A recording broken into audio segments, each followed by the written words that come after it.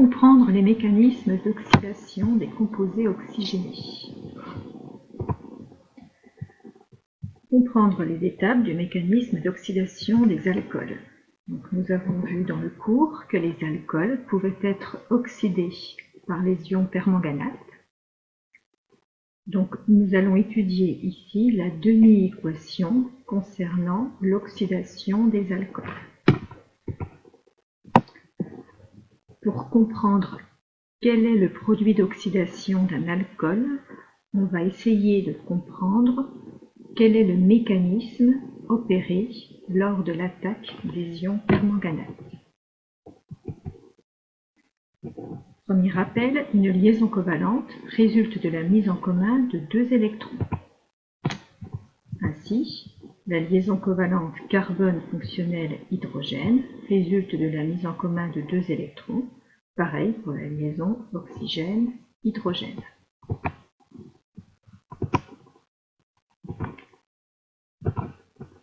Au cours de la réaction avec le permanganate, celui-ci, les ions permanganates, vont venir attaquer les liaisons oxygène-hydrogène, carbone-hydrogène et détruire ces liaisons.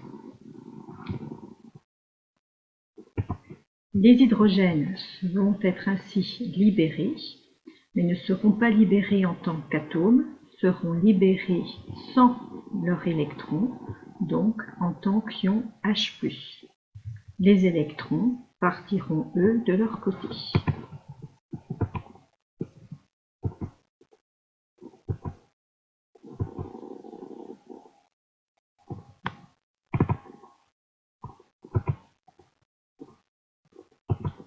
Troisième étape, les deux électrons restants, celui-ci et celui-ci, vont s'associer pour former la double liaison entre le carbone et l'oxygène.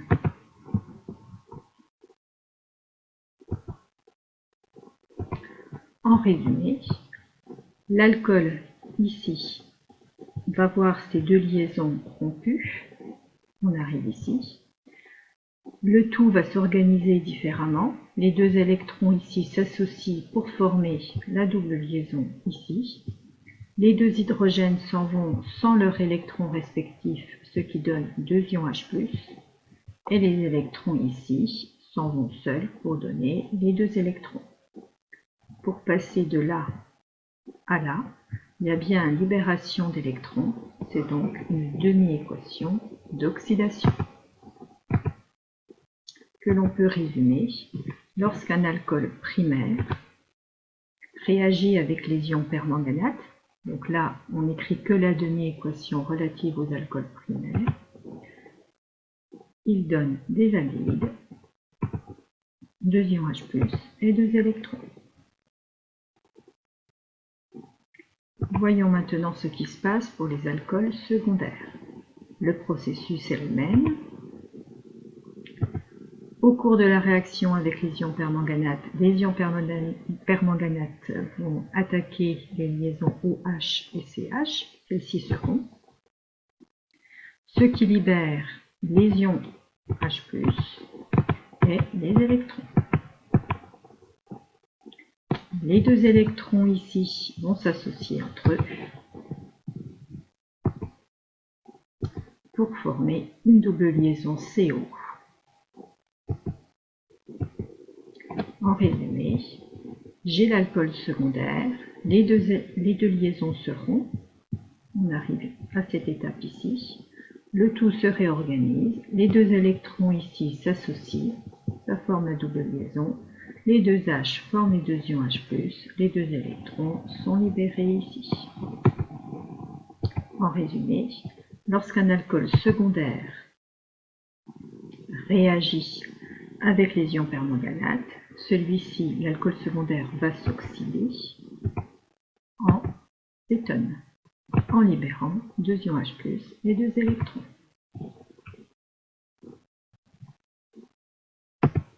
Qu'en est-il des alcools tertiaires? Je vais essayer de mettre en place le même raisonnement. Pour que le permanganate puisse attaquer, il faut qu'il y ait présence d'une liaison OH et d'une liaison CH pour qu'elle puisse se rompre. On remarque qu'ici, pour les alcools tertiaires, les liaisons CH n'existent pas. Ainsi, les alcools tertiaires ne peuvent être attaqués par le permanganate. Il n'y a pas d'oxydation pour les alcools tertiaires. Donc, en résumé, pour les alcools, les liaisons avec les hydrogènes liés à l'oxygène et au carbone fonctionnel de l'alcool seront: il se forme 2 ions H+, et 2 électrons. 2 ions H+, et 2 électrons. Ensuite, puis la liaison s'établit entre les atomes qui portaient les 2 hydrogènes, ici, et on obtient donc, lorsque l'alcool qui réagit est un alcool primaire, on obtient un aldéhyde. Si l'alcool qui réagit est un alcool secondaire, s'il n'y a pas d'hydrogène ici, on obtient une cétone. Comprendre maintenant les étapes du mécanisme d'oxydation des aldéhydes. Un aldéhyde. Le mécanisme d'oxydation est différent de celui des alcools. On fait intervenir ici une molécule d'eau.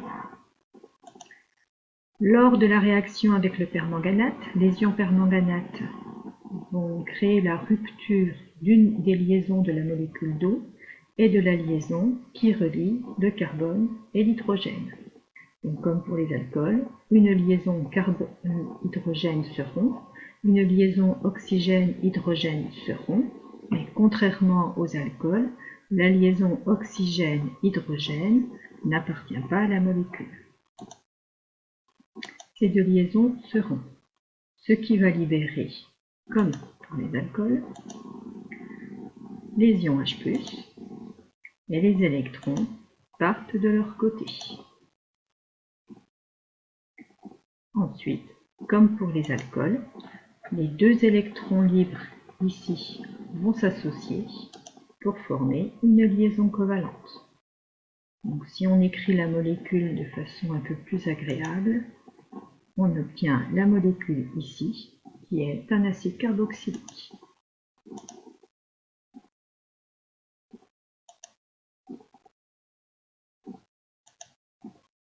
Donc, en résumé, un aldéhyde donnera au cours de son oxydation un acide carboxylique, 2 ions H+, et 2 électrons. Pour bien comprendre, on reprend. L'aldéhyde, la molécule d'eau, les liaisons se rompent, ça va nous libérer 2 ions H+, et 2 électrons, et une liaison s'établit ici entre les 2 électrons restants, ce qui donne l'acide carboxylique. Voici donc la demi-équation finale. Aldéhyde plus eau donne acide carboxylique, 2 ions H+, 2 électrons. Si le mécanisme paraît un peu compliqué, on peut éventuellement le résumer, on peut éventuellement supposer que pour passer de l'aldéhyde au produit d'oxydation, il suffit d'insérer l'oxygène de l'eau au milieu entre guillemets de la liaison carbone-hydrogène.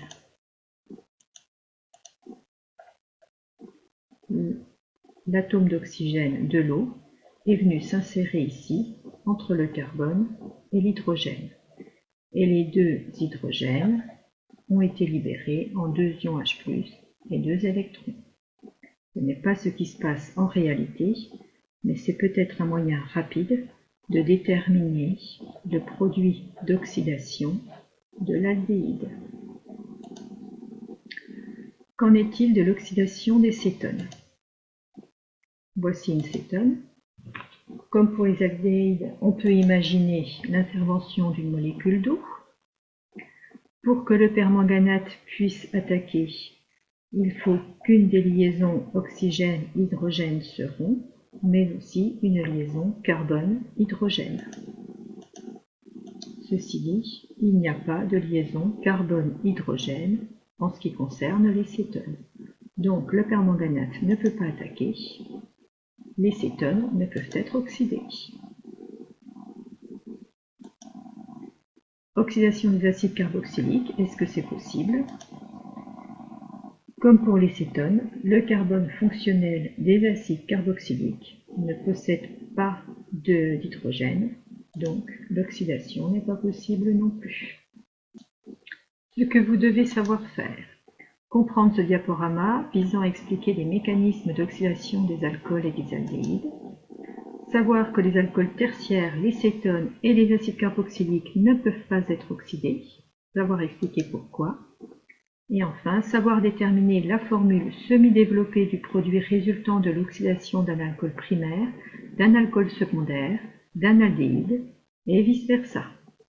Par exemple, si on donne la formule semi-développée d'un acide carboxylique, savoir déterminer quel a été l'aldéhyde qui a permis sa formation, voire quel a été l'alcool primaire qui a permis sa formation.